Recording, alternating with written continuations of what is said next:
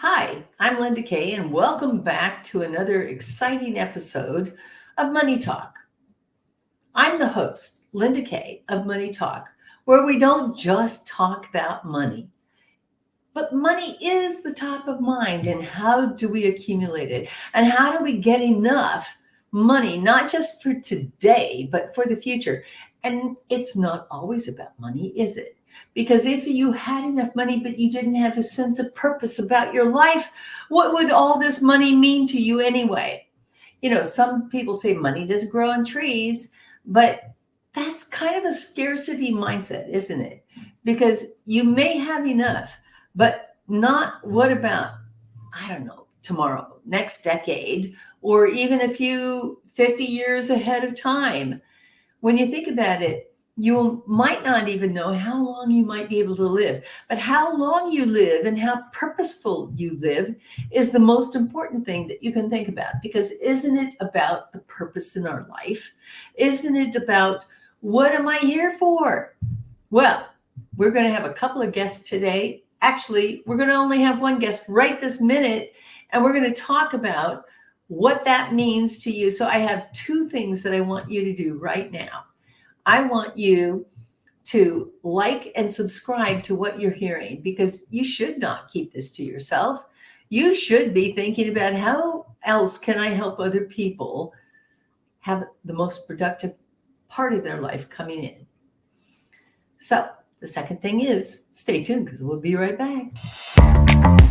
Wendy gave me the courage, the confidence to move forward. And after I was finished with Linda Kay's training, I was at the next level. It's Linda Kay. But when you trust that piece of you that says, I got something to give, I have something to say, you know you've got something to do. Get on your feet, shake your hands in the air. Welcome to the stage, Linda Kay. And we are back. And let me just tell you, I think my camera is like a little bit unfocused, but let's see if I can do this. Neil, we'll have to edit this. I'm going to go off camera and then come right back on.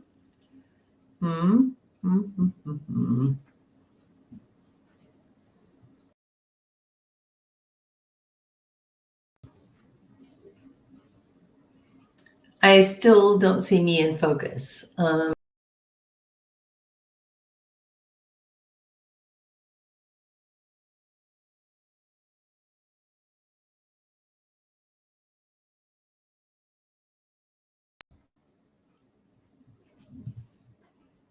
I am going to take my camera offline.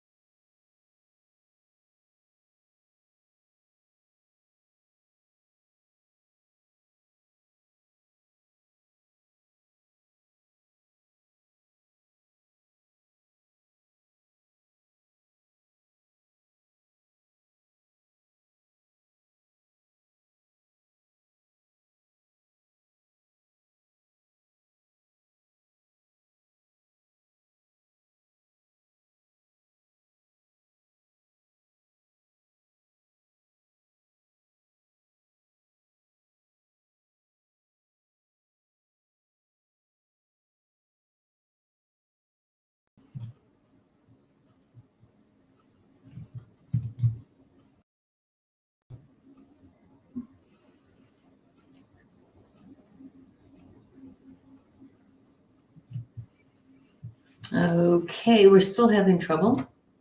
There we go. All right, I think we have it this time. All right, we are at 4:23 at 5 minutes up. I will bring up the camera again. All right, where were we? Okay.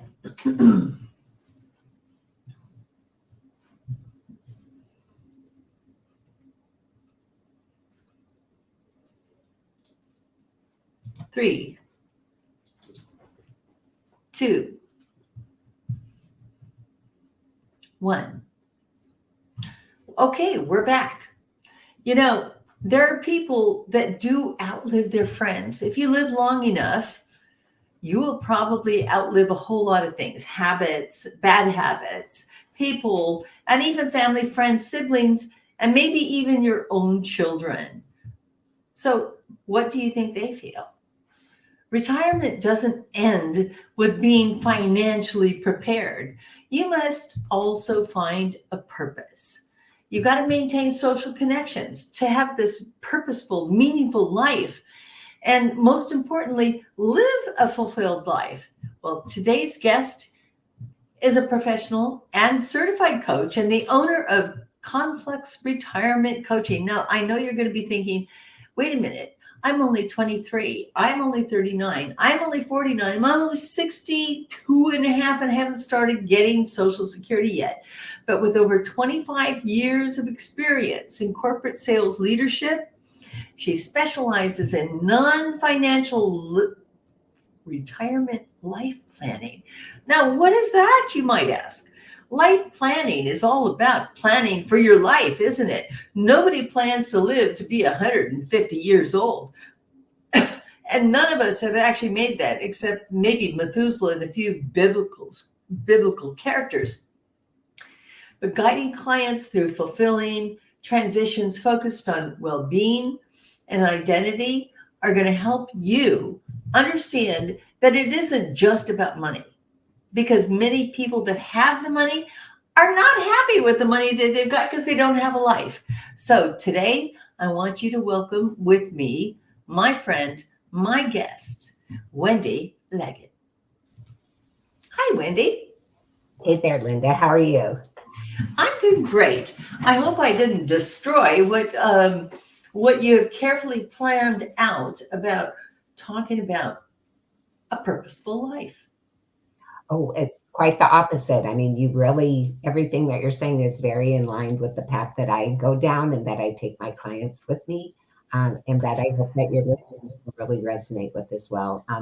And you did mention, if I may real quickly, that no matter if you are that 25 or 39 or 62 and a half, this message really is for any age or life stage. There are probably people in your life that are looking to retire that you can be more supportive of if you're that younger person. This is a runway to retirement. These are things that in any transition that we go through are going to be beneficial. My particular focus is around retirement. So. You know, and I appreciate that so much, because as I approach that retirement age, nobody knows when they are going to retire. There isn't an off ramp that says, you know, if you're a pilot with a commercial airline, it's 65 years old. But people are living longer today, aren't they, Wendy? Yeah, definitely. I mean, that traditional retirement age, like you mentioned, 62 or 65. Now studies show us, research shows, facts show that people will have 20, 30 or more years to live. And so the thing is, that's a third of your life after this traditional retirement age. And so, oh my God, wait a minute, 65, that's only a third. So that means that we could be like 95 or 100 when we retire.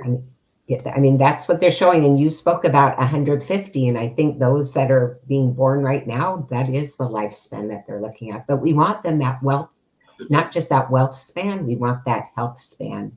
And health means coming into it with this feeling of purpose and now you bring up, wait a minute, Wendy, you bring up a really good point. So if I mention that it's 150, at half that age would be 75, and most people are retired when they reach that golden age because they can start, you know, pulling security, a Social Security at 62 and a half or 59 and a half if they've got other issues, or even earlier if they've got a traditional handicap. And so if they couldn't find traditional work, are these people are they any better off because they don't have to worry about the $1,000 or $2,000 that they might get? Don't they have issues no matter what age you retire? Yeah, and you brought up that word tradition. And the thing is that retirement is a tradition. It's been around for a very long time. It came about, I believe, in the early 30s, at least in the US, when people were working in the factories and the fields and they were tired. And so they got to this point where they needed to step away from that work. And so then there was Social Security to help support them. Usually they would be alive for maybe a couple years or so, and then they expired.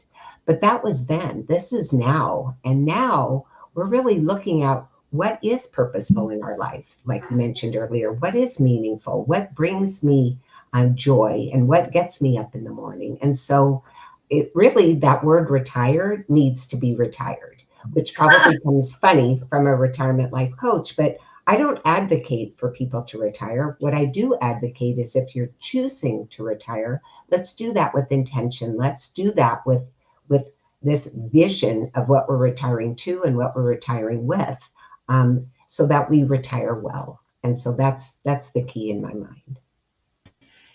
Thank you for making that clarification, because, it wasn't the idea that people retired, because it wasn't ever a notion that we could retire. It was never an option from anywhere, from the beginning of time until in the United States with the New Deal, the big deal, the great deal that was introduced with Social Security. And here in this country, we have this notion, but I will tell you that it wasn't until my mom, who is now 93 years old, that said, there is this thing. But I remember sitting on my dad's shoulders as Roosevelt came through town with the New Deal, that said, we're going to have this thing called Social Security.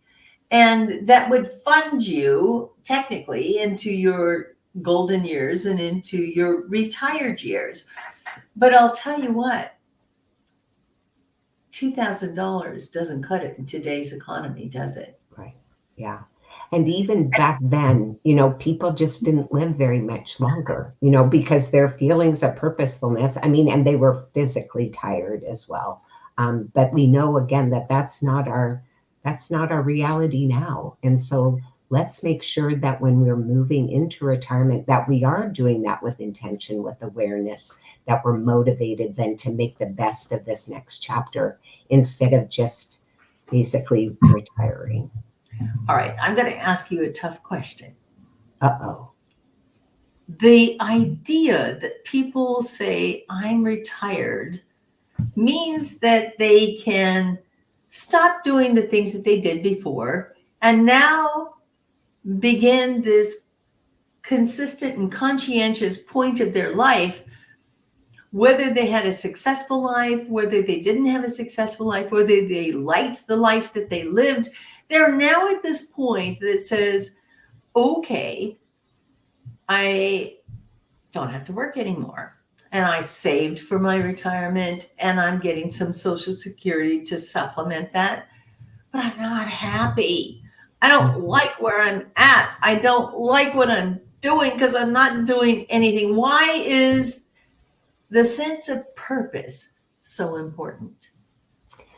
Yeah, such an important question and really pivotal to the work that I do. I do want to mention that research tells us that 1 in 3 struggle in retirement. So that really speaks to what you were bringing up, Linda, that there is a percentage of the population who looked forward, maybe anticipated, planned to, leave work, but now what? Because they haven't really thought anything beyond that. They thought that, all the stress will be gone because I'm no longer working. I'm now free to do whatever I want, et cetera, et cetera. But what is that?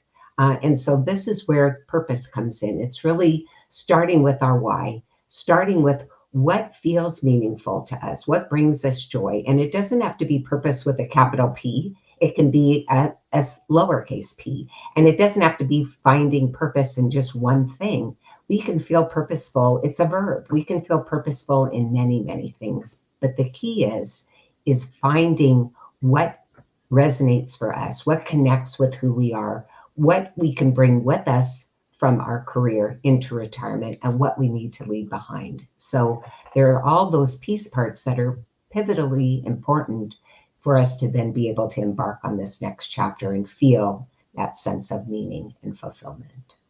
Well, you bring up a really good point. Now let's talk about purpose. You know, when I was growing up, my purpose in life was get through school, get enough money to survive. And then I reached another point where I had made enough money and I wasn't as insecure as I was. But now I had a different purpose that made me more insecure. And I really want to talk about that balance of insecurity, security, insecurity, security, because I think those are call it your God, my God. I'm thinking that there is a balance of always having this struggle about balancing this issue between have enough, don't have enough. I have a purpose, my purpose changed. Purpose changes over life. My purpose in life, you know, from one to 10 was survival, and maybe even 18 with 7 brothers, for God's sakes. But then my purpose changed when I went to college. Let me get through college, and then my purpose changed from that into a career and a first career. But in our lifetime, I want you to talk about how purpose changes over life and how purpose changes for us that makes us constantly grow into this new thing that we become. Yeah, you bring up an important distinction, which is that goals and purpose, while they can coexist, are not interchangeable. And so we can have goals like you did about graduating from college and getting a job, making more money. Those can be goals. But the purpose behind it is really woven in with what are your values? What's most important to you? Is it a matter of security? Is it a matter of growth? All kinds of things. So that's a pivotally important point that I really delve into with my clients. Are their values? Because we know that when our values are aligned with our actions, then we're more motivated and committed. That moves us more into this idea of feeling purposeful. And so I do want to make that distinction. And so when we start to look at what feels purposeful, that's really digging deep and thinking, like you said, when you were younger, what were the things that really charged you up? If nobody was looking, what would be the things that maybe you would do? What are the things that if you were willing to risk something, that you would step into? And retirement is such a fantastic time to experiment. It doesn't mean you have to go in with both feet into the deep water. You can put a toe in. But what an incredible opportunity to test out some of these things.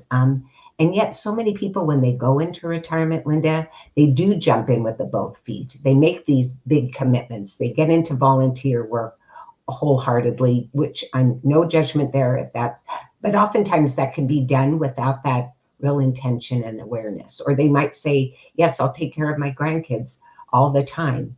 And yet maybe there would have been a better balance if they were more planful and aware. So I'm kind of layering a lot on there, but I want to just share that, again, purpose doesn't have to be one thing, and it doesn't have to have the tangibles around it that our goals did, that our achievements did. It's just that inner achievement as opposed to some of those external barometers that we use.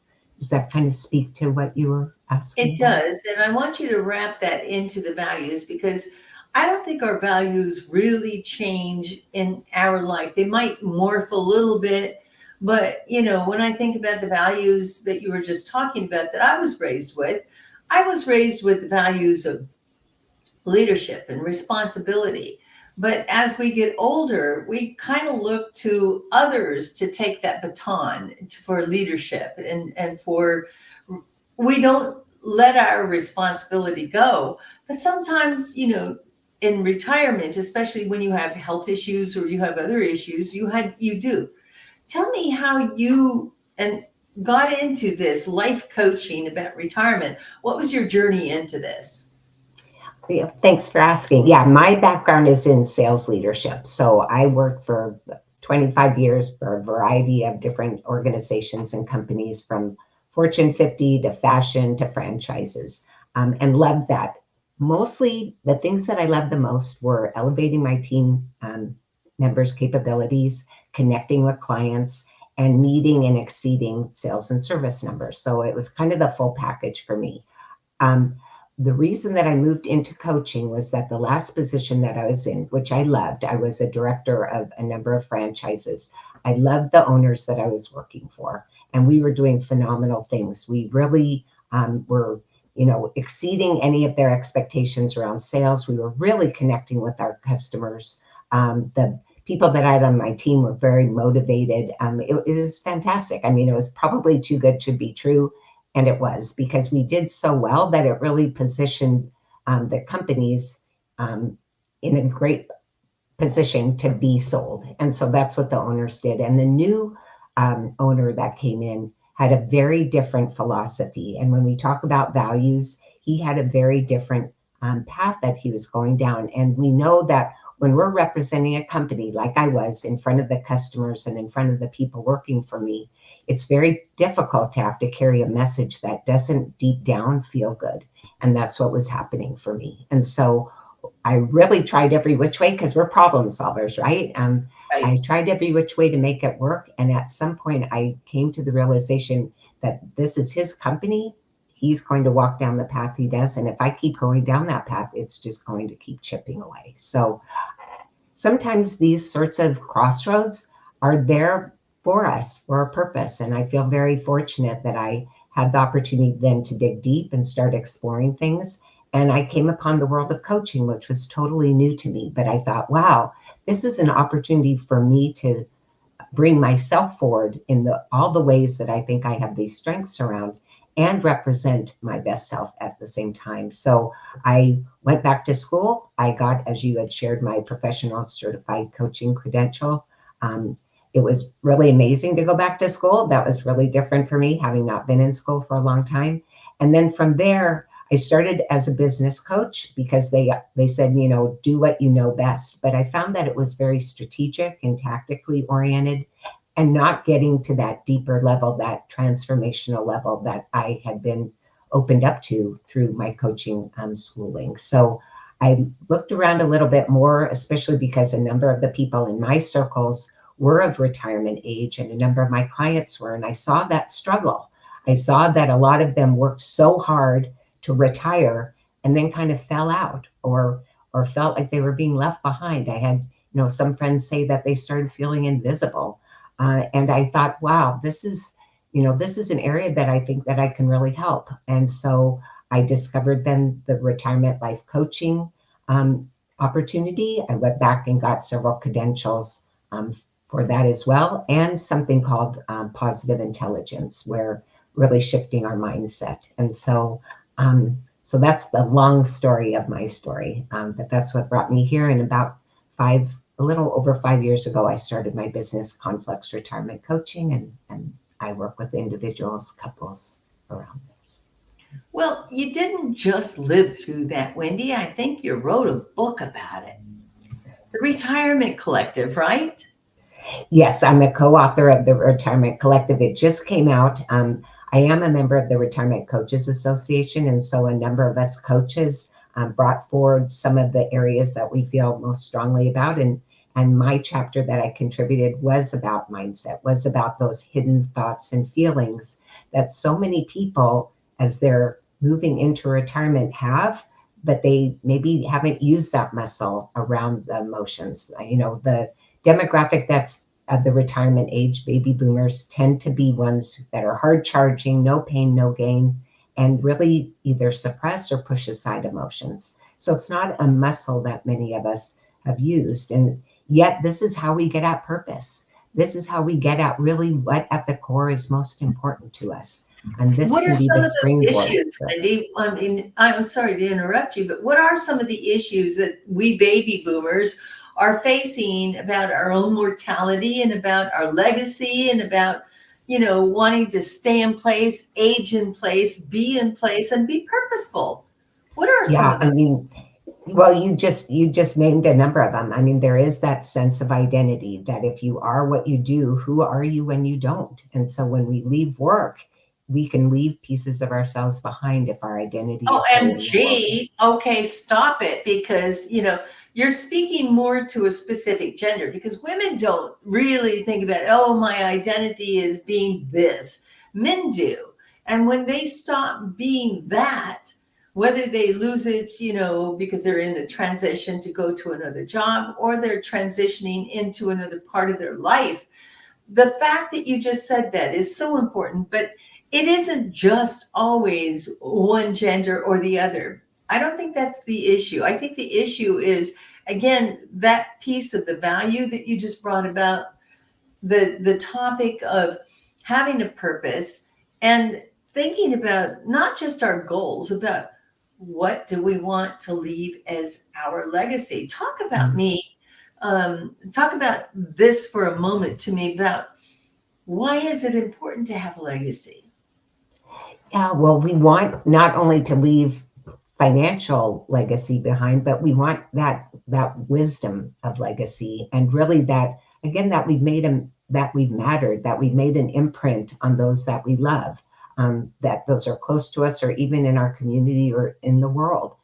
Really feeling again as though we mattered, because as humans, we are so connected. We're social creatures. We want to feel as though we are making a contribution, that us being on this earth matters. And so legacy then isn't even just what we're leaving behind, but what we're giving of ourselves while we're here.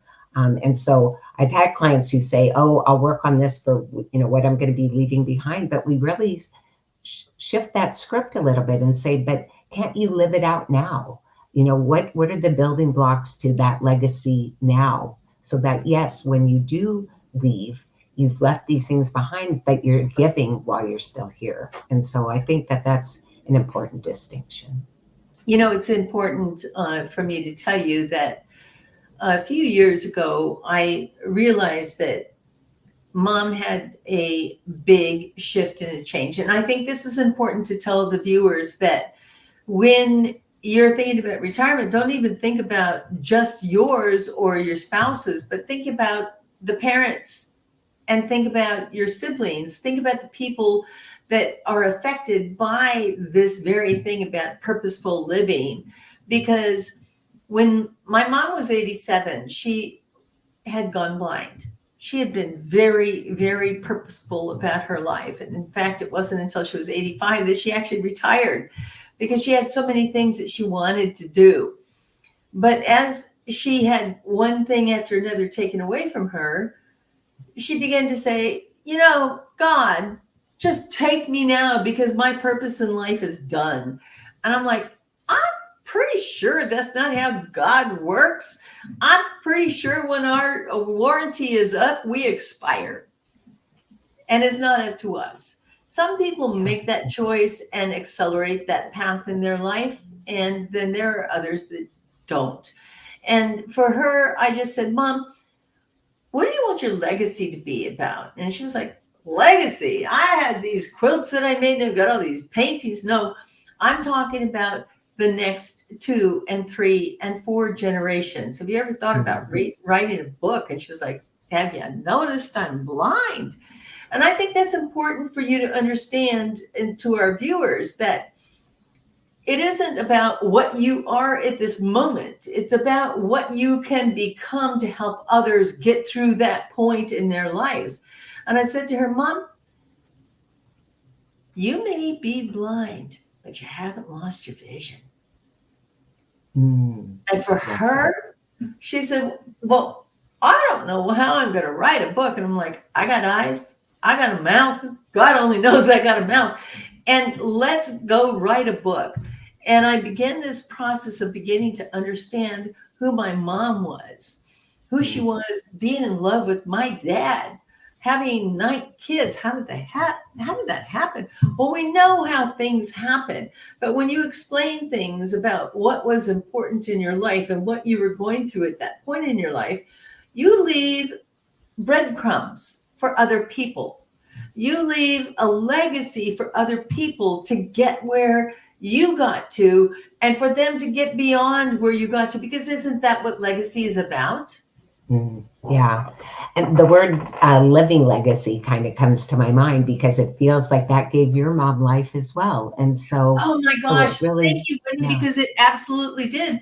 We became international best-selling authors, not because I was such a brilliant writer, but because of the circumstance that was created. She wrote about coming over to America as an immigrant. And we think, oh, well, what could I possibly do? What could I possibly teach other people about my life that would give them inspiration? But guess what? When the Ukrainian war broke out and they started thinking, you know, everybody was like looking for a story about immigration, about coming to America. And that's what this book's about. All of a sudden, we became international sensations, talking to over 1 million people in a few months because of who she was and where she came from. Never underestimate the value of who you are and what you have to give. Give it up. Tell people where you were and what you did, because you never know, Wendy, if it's going to be an inspiration or a perspiration to other people to hear your story, right? Yeah. And whether it resonated internationally, which fantastic. I mean, that's so inspiring. Or if it just brought her life, you know, and it brought you to connection and it gave her a purpose. And it allowed her to continue to see that, no, it's not just about loss. There's still this abundance. And that is that important mindset that we want to really foster, is looking at the abundance rather than the scarcity, because we know as we age that we are going to start to feel this loss, experience this loss. It's a reality, but there's so much more that's out there for us as well. If we can I just need to have the vision for it. You know, it's so true, because, you know, after we launched the book, she says, Linda, when am I going to write the next book? And I'm like, oh my God, Mom, you've exhausted me. I'm so tired, right? What did you start? Right. But she was 87. Today she's 93. And I will tell you what, she was ready to expire at 87. So this did give her a sense of purpose. This did give her a sense of drive. And I had my oldest client was 106 years old, Wendy. And when he left this world, it wasn't because he wanted to, because he was fighting for his life every day. But the fact that he gave so many people joy, you know, it isn't about, you know, when did you stop? It's what do you have left? Yes. Yeah. So true. And I think that, you know, out in the media, it's kind of like on one end of the spectrum or the other, that either it's endless weekends, leisure travel, or when we retire, it's one foot into the grave and it's about loss. And I really want people to come to the middle and look at this realistic optimism about what is important to me, what matters to me, and start with that, answering that why. Why am I here? What is it that I can offer to myself, to those I love, to my community, to the world? And start with that, answering that question of why, before we start to get into the how and before we start to get into the what. You know, there's this epidemic of busyness, and oftentimes a lot of retirees step right into it, feeling as though they need to justify their time by filling up their dance card. And yet that's not fulfilling time. That's just filling time.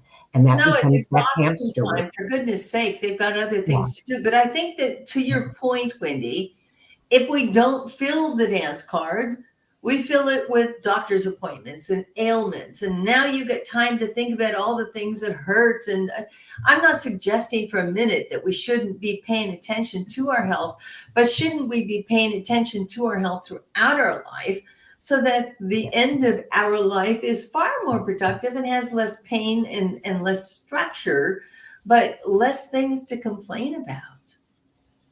Yes. Yeah. And so when I work with clients, we do look at all those essentials. So health is certainly one of them. And I think both you and I have probably heard people say, oh, when I retire, I'll get healthy. I'll go to the gym, or I'll start these things. And my belief is, for any of your listeners, age, life stage, get that runway to retirement going now. Get those good habits and practices in place now. And really let go of those patterns that don't serve you, so that you can continue through your life at whatever age, being your very best self. And I know that sounds kind of woo, but one little step at a time, we can continuously make these incremental changes that bring us then to that vision, that bring us to our best selves. But if we don't start now, then when? And if we Right. continue to have practices that work against us, and that we carry over with us from career, those patterns and habits can work against us. I do speak to the idea of being the CEO of you, that when you step into retirement, you're the leader of yourself. You're at choice. And I think so often people abdicate those choices. They let society, they let others make decisions for them. And yet, by allowing others to make a decision, you're making a decision. And that is to kind of give up on some of the hopes and dreams that you might have. So I really, really stress that we need to take ownership for those decisions. And it starts with being planful, being aware, being intentional, and getting into action. Oh my gosh, such great stuff.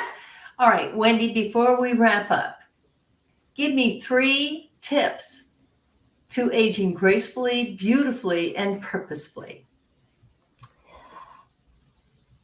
I would say the first tip is to really look at yourself. What's important to you? Because we know that when we act authentically and bring our best self into the world, then there's a shine about us, and so no matter what age we're at, we're going to be showing that graceful living. So I would say really dig into what's important to you. I would say too that really cut out the noise of what you're hearing out there. And I guess this gets back also to just that authenticity, but determine what is your path. You don't need to follow the path of family or friends or society. Determine your path, because when we have that level of clarity and commitment, then we're able to move forward confidently. And confidently, again, is going to underscore that we come from this place that there's a light there and that we're connected. And then I would say too that mindset, that going in with this idea that yes, as we get older, that we can look at it from a sense of loss, or we can look at it from a sense of abundance. We can think that there's scarcity, or we can think that there's opportunity. And so always looking at the possibility would be the third thing that I would share. So beautiful and so genuine. Thank you, Wendy. Thank you so much for giving us these pearls of wisdom and the joy of really expressing who we are.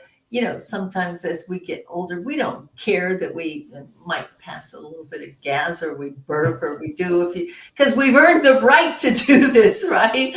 But when you tell it in such an elegant way that we can have such a purposeful and rest of our beautiful life, I just want everybody to understand how they can reach you. We'll put it up on the screen one more time before I let you go. And I just want you to know how much I appreciate who you are. And thank you for sharing these pearls of wisdom and the joy of moving on into the rest of our life and leaving a legacy. Thank you, Wendy. Oh, I so appreciate the opportunity. It's really been a fantastic connection, and kudos to you and your mom for really living it out for all of us and sharing that story as well. We're still rocking it, and she's exhausting the hell out of me. Fantastic. Thank you, Wendy. Thank you. And thank you all for joining us again on this wonderful journey about life and about money talk, because it isn't just about money, it is about life. So thank you. Thank you for joining us. Join us again on Money Talk. I'm Linda Kay. Do you like to talk about money? If you do, and you'd like to be a guest, contact me at lindakay360.com.